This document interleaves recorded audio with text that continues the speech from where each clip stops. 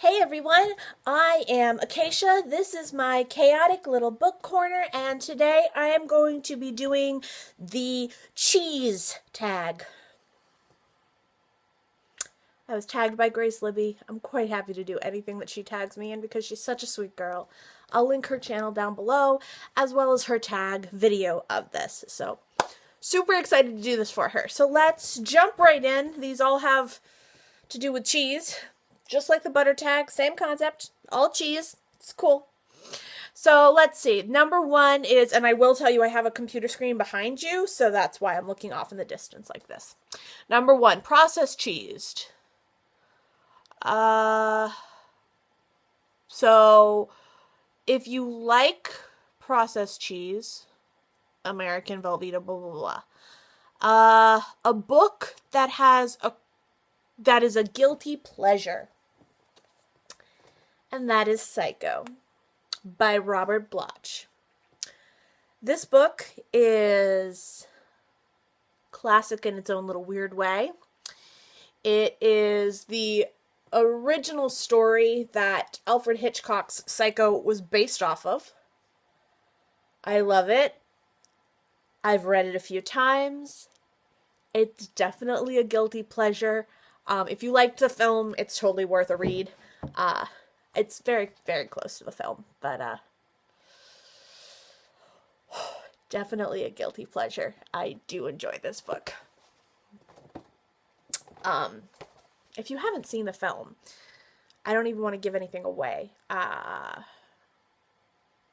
feel like everyone should have seen the film or at least read the book.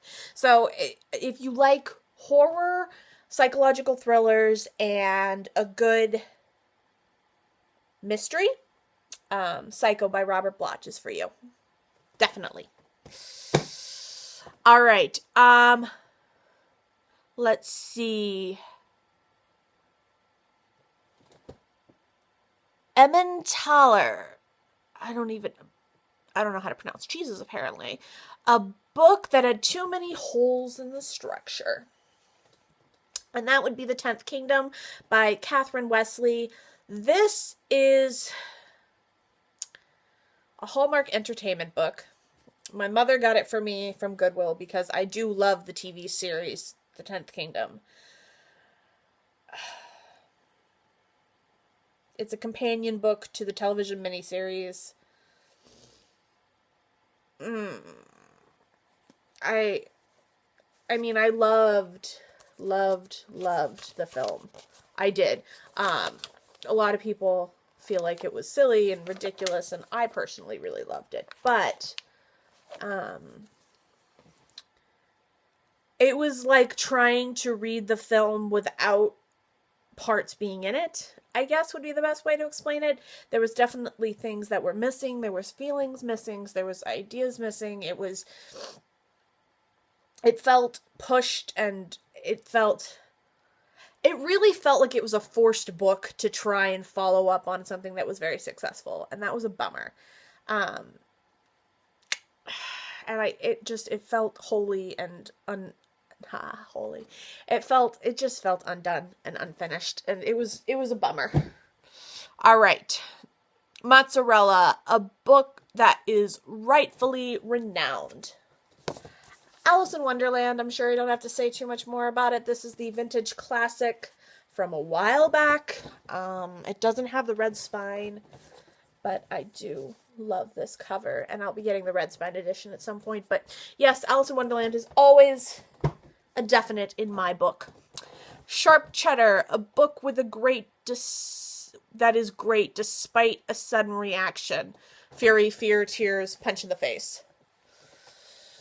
Yes, The Dumb House by John Burnside. Always a good one.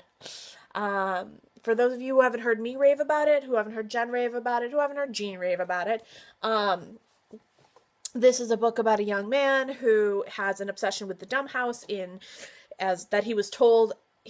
the Dumb House was told to him as a story by his mother when he was a child, where a gentleman locked up some children and nobody spoke to them, and he saw if they created their own language.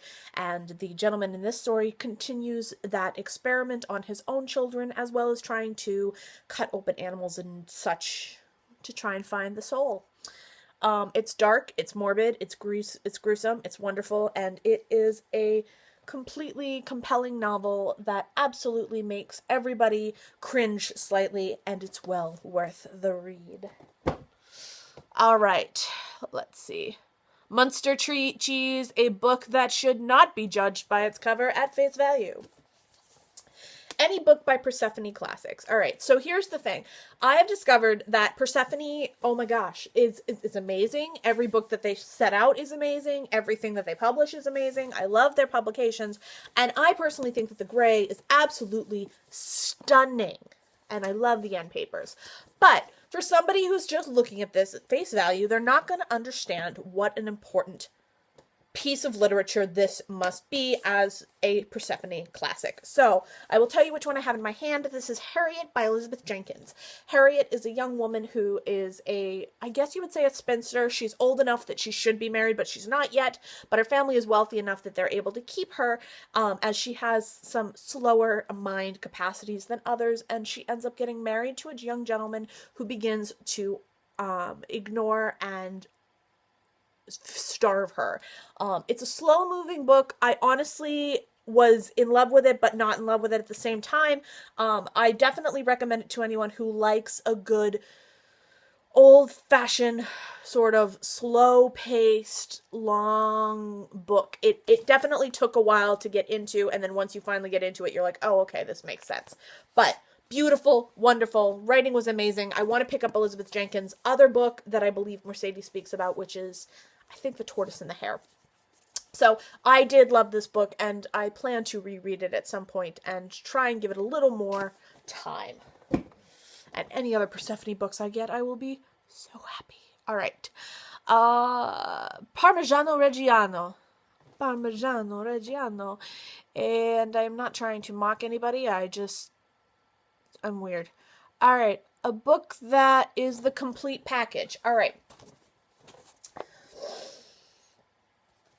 Forget all you know about dystopian literature in the YA world and join What's Left of Me by Kat Zhang. This is amazing.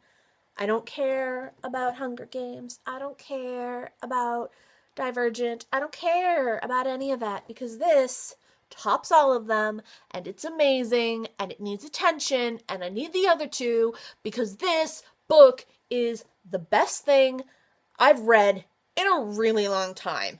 And I can't believe I forgot it in my 2015 wrap-up of that favorite books of 2015 because, oh my god, I loved it. All right. And I will admit this has a special place in my heart because it talks about split minds, but, that's fine. So the concept is, in this world, people are born with two souls woven together that share one body, and as they age, one soul becomes more dominant and pushes the other out, but some of the people that are born with two souls, not one of the souls never goes away, and they are being found out by the government that they are living in a way that the government does not approve of, with both souls still functioning. And it is beautiful and wonderful, and it's got some good asylum scenes and some wonderful kind of dark, evil doctor stuff and some really good experimenting world stuff, and oh, it's so good. I loved it. I don't care about Divergent, and I don't care about Hunger Games. That series kicks them all. All right. Feta, a book that leaves a mark. It has a strong message. The Art of Asking by Amanda Palmer.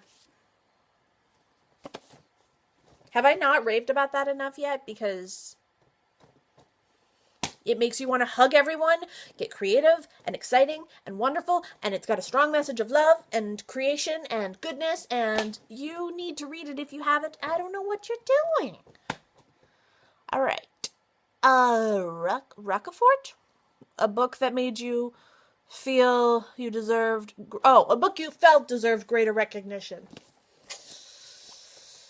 The Particular Sadness of Lemon Cake. I will be doing a full review on this at some point. I promise. I've filmed it like 3 times. I just am never happy with it. a young girl named Rose can taste emotions in food, and it's really beautiful and wonderful. And that's not even the best part of it. It's a family story. It's deep in the emotions. It feels so wonderful. And I mean, Amy Bender in general as an author is phenomenal, and this book absolutely stole my heart. I can't wait to read the rest of Amy Bender's books, and I think that not only is this book underappreciated and underrated, I think Amy Bender is underappreciated and underrated. Asiago, a book that was beyond your expectations, and that would be Christopher Moore's Sacre Bleu. I had no idea what this was. I picked it up purely on the fact that it is a historical, it is a historical fiction about Vincent van Gogh, and the concept is that he was murdered for the color blue that is in Starry Night. And I loved it because what it did was it mixed all these different artists in there, and like they tell the story, and then they compare the situation of what's happening to the picture that was painted. And oh, I loved it. Loved it. And like it's so pretty because it's got some really great art history in it, and it's got some great story and a little bit of madness, and the conversation of whether or not Vincent van Gogh was actually crazy, or if there was something actually happening to him that was evil. I just adored this, and I was not expecting to love it as much as I did, but it was a great book. I read through it while I was working, which was really nice because it was good to just have at the mall and just kind of whip through while I was working in the retail world. All right. Gura, a book that is lighthearted and delightful. I'm still in the middle of it, but it is definitely lighthearted and delightful. Where'd you go, Bernadette? By Maria Semple. Yes!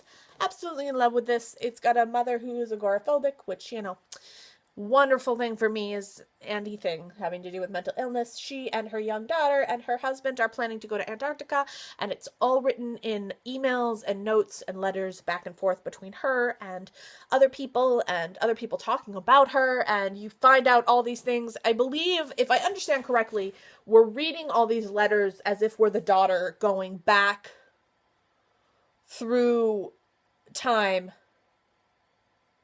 to find out what happened. I honestly am just in love with it, and I've got a little bit left to go, but I am so in love with it. All right.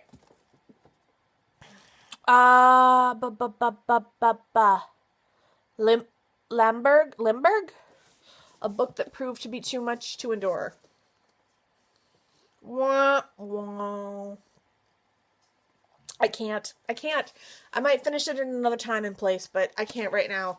Uprooted. I had it in my DNFs, and I was hoping to try and push through, but I'm going to leave the bookmark in there for page 90, but oh my gosh, I can't. I hate the dragon. I hate the wizard. He's such a jerk, and I can't handle him. He's just so jerky, and I don't feel anything for the main character, and I feel bored and confused, and it's just moving so quick, and I don't like it. I don't want it. I don't need it. I like the cover. I'm going to keep it, and I will try again at another point in time and see how it goes. Brie, a book that gave you the warm, mushy feelings. Matilda.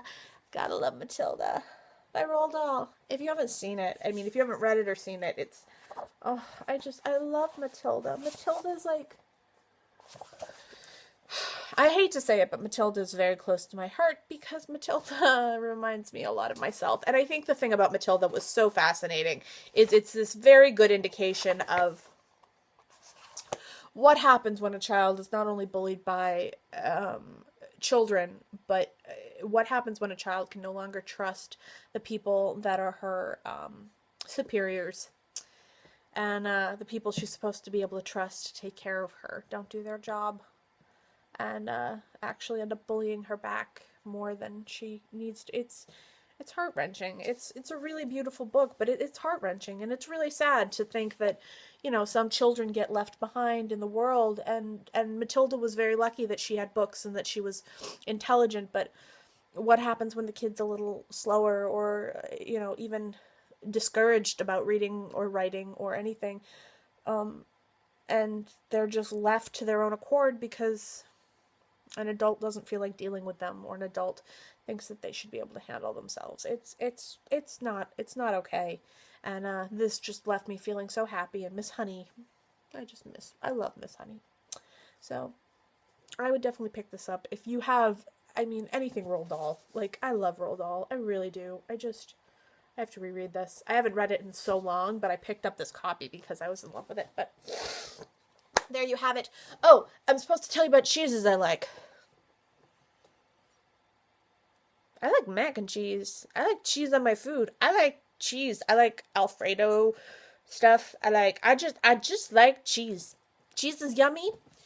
If you don't like cheese, I don't know what to do. Vegans, I understand. My sister actually has some very good vegan cheese she's found because she's a vegan. We're very different that way. But, cheese. I like cheese. Cheese is good. And, if I can put cheese on something, I'm gonna. It's cheese. Alright, guys. I will see you in my next video in a few minutes. Bye.